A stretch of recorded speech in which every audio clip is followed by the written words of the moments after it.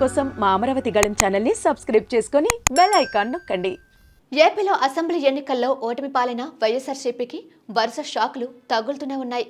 అప్పటి నుంచి ఆ పార్టీకి ఏమీ కలిసి రావడం లేదు. తాజాగా ప్రస్తుత ఎమ్మెల్సీ మురుగుడు హనుమంతరావు వైసీపీకి గుడ్ బై చెప్పే అవకాశం కనిపిస్తోంది. మురుగుడు హనుమంతరావు ఎవరో కాదు, ఇటీవల జరిగిన ఎన్నికల్లో మంగళగిరి నుంచి పోటీ చేసిన అభ్యర్థి మురుగుడు లావణ్యకు స్వయాన మామవుతారు. మాజీ ఎమ్మెల్యేగా కూడా పనిచేశారు. నియోజకవర్గంలో గట్టి పట్టున నేత కావడంతో ఆయన కోడలకు గత ఎన్నికల్లో టికెట్ ఇచ్చారు. అయితే లోకేష్ కు ఆమె కనీస పోటీ కూడా ఇవ్వలేకపోయారు.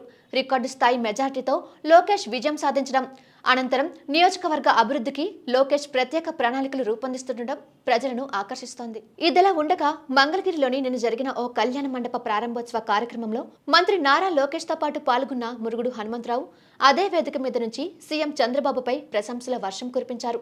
చంద్రబాబుకు పద్మశాలి కుల వృత్తుల తరపున కృతజ్ఞతలు చెబుతున్నానని, వీవర్స్ కు జీఎస్టీ లేకుండా కేంద్రంతో మాట్లాడి తీసేస్తామని, చేనేతలకు మగ్గాలు లేని వారికి సొంత ఇల్లు నిర్మిస్తామని చంద్రబాబు హామీ ఇచ్చారని, ఈ హామీలు ఇచ్చినందుకు సీఎంకు కృతజ్ఞతలు తెలుపుతున్నానని హనుమంతరావు అన్నారు.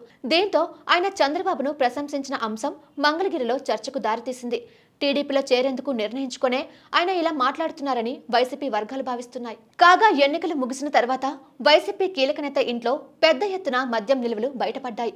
ఈ మద్యం నిల్వలు మురుగుడు లావణ్య తండ్రివేనని పోలీసులు తేల్చడంతో కేసులు నమోదయ్యాయి.